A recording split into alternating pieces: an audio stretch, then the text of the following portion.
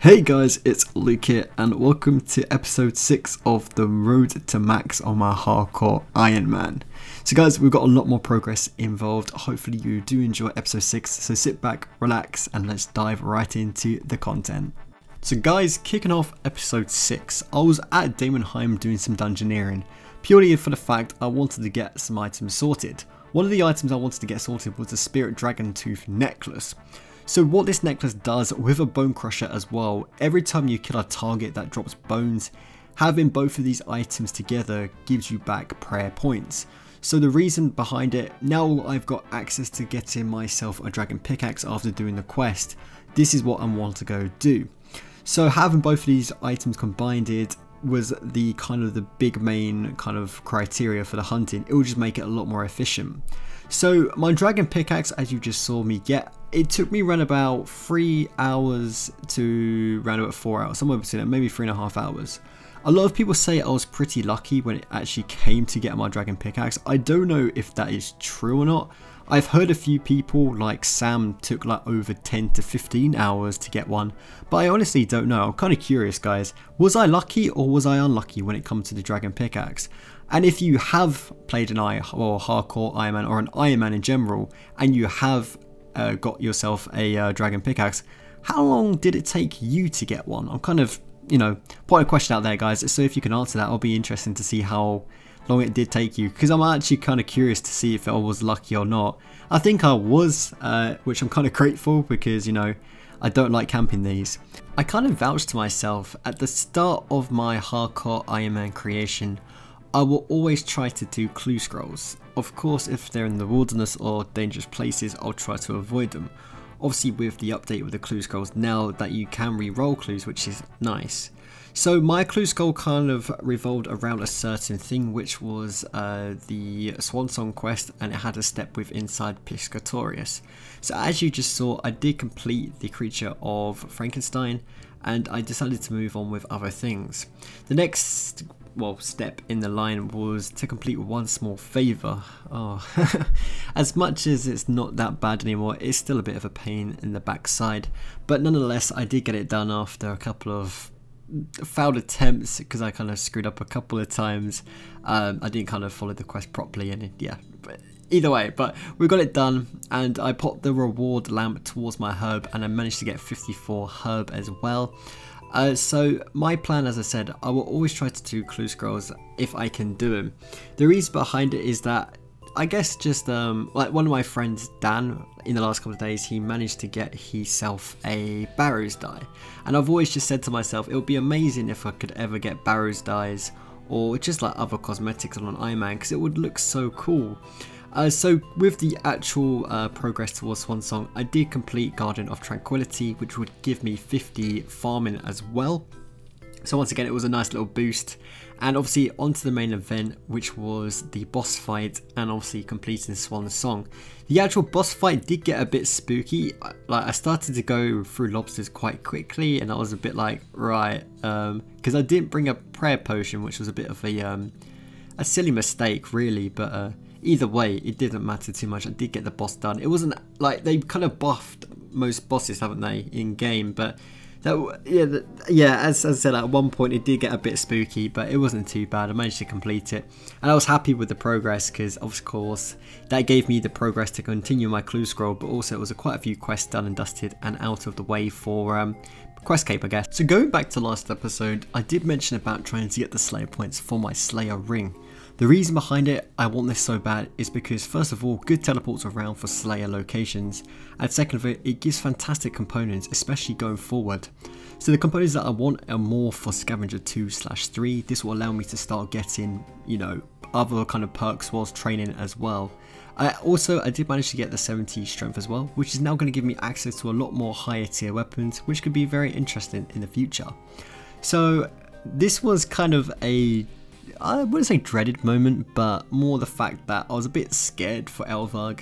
So going back to what I said before, most bosses for quests did get kind of buffed, and Elvarg was definitely one of them. I was in the chat and loads of people were saying I was going to die, and I was like, come on guys, believe in me, but knowing me, I would most likely die, but surprisingly, I didn't. I was actually quite proud of myself, to be honest, and I did manage to finally get the Dragon Slayer completed after quite a while. Obviously we're now like quite far into my Ironman, but either way I was very impressed, and I got it done. This is obviously going forward, just trying to get quests completed in general, and you know, as I said, every single quest that I'm going to try and do before the max is towards trying to get that free XP that I don't have to obtain, obviously going forward towards the max. So that was the intention, and obviously going back just a couple of seconds ago to the Slayer ring, I did finally manage to get enough Slayer points to unlock my Slayer ring. So now this is now going to be the next kind of push in the boat, because my next goal now would be trying to get myself tier 70 weapons to apply this perk on top of them. But earlier I did manage to get myself my dragon pickaxe, as you did see. So this was kind of the goal I wanted to go for, especially moving towards Prifdinous. Of course I needed the 75 money for Prifdinous, and the reason I kind of wanted to get a dragon pickaxe was to try to be efficient as possible. Of course, using it from 61 to 75 is going to be a couple of levels that I can go to level 9 and then just siphon off to try and get the maximum XP as possible. But either way, the dragon pickaxe and the perks were applied, and now we have the dragon pickaxe to push for Prif. So going forward, I did want to try get myself 100 combat. Why? This is mainly because of the fact that I wanted to try get closer and upgrade my Slayer Masters. This would be more for the fact of higher tier tasks, meaning better rewards, and also upgrading my Slayer helm as well. Of course, putting the focus sight and also the hex crest on it from my desert strike worms and my jungle strike worm tasks. So of course, going straight to my next upgraded task, which would be in Shiloh, I obviously upgraded and got myself a greater demon task, and also I completed a challenge as well, which once again it's not too bad moving forward. So going forward, my plan was to try and do as many city tasks as possible. A few episodes ago I did manage to complete the Valley and also a part of Varrock as well. So this is still going to be one of my things. I still want to go forward to complete tasks to give me extra XP along the way. So from here I decided to go on a bit of a major quest grind. The reason being, there was a lot of different quests I kind of wanted to get done for different benefits really. So as you can see, I just did the T1B trio, I think I pronounced it really badly, and also now I've just got 48 agility. So the reason behind the agility was because of course going towards Prif I do need to get 75 agility. The reason I got 48 is because it's now going to give me the access to the Ape Atoll agility course. So in the back of my mind is like, okay, this is going to be my next step to try and push agility forward. So one of the the main quest line I should be going for the actual access to the agility course would be Monkey Madness. So that's what I decided to do. I decided to go do Monkey Madness and get that quest complete. So there was no problems going forward. But there was one kind of thing that was making me kind of try do some more quests, which was based around fairy rings. So I went a bit on a grind. I decided to complete a lot more quests. So here you can see me completing Nature Spirit, and also this was kind of on the track for two different reasons. Obviously this is one of the quests in the Vampire quest line. So this is towards my branches. I decided to get it done because, you know, just of the XPs and also what it gives in benefits. So this is where I kind of wanted to get into, is the fairy ring and obviously the fairy tale quests are part of it. So this was fairy tale part 2 that I completed, and I put obviously the XP lamp on top of Herb. I went back and I managed to actually finish off the requirements that I needed for my Crumja medium tasks, I should say, sorry, and get those pair of gloves. So obviously the next step now would be going for the hard Crumja tasks, and it's something to do. It gives me motivation to move forward. So obviously my kind of intentional goal was to push forward to try and get these fairy rings unlocked to go towards Ape Atoll. So I put my Jack of Trades on one of my dailies to get the 54 hub that I needed for Fairy Tale Part 3, and this was the completion of Fairy Tale Part 3 as well. I was actually very happy to get that done. It also gave me 55 farming, but also the main reason I wanted to get it done is now it's going to give me access straight to that fairy ring for agility in the future. It was time to go get my tier 70 weapon. So the weapon of choice that I decided to go with was the crystal bow. It's a very simple bow to go get as long as you have the quest line completed. The quest that I need to actually do was Roving Elves, which was needed for the actual bow. So I decided to do all the quests up to Roving Elves and then obviously get the quest completed. The quest was literally like a 6 or 7 step quest. It was a very simple quest to get completed. And you know what, I'm over the moon now. I finally managed to get my tier 70 weapon. The only downside with this is currently at the time I did not actually have the 70 range to actually have access to the bow, but that was no way something that was going to put me down. In fact, this gave me so much motivation to go get that 70 range, it was unbelievable. So nonetheless, when I was talking about my Slayer rings, of course they give you components, and obviously those components that I wanted to get was to make Scavenger 2 and 3 as well.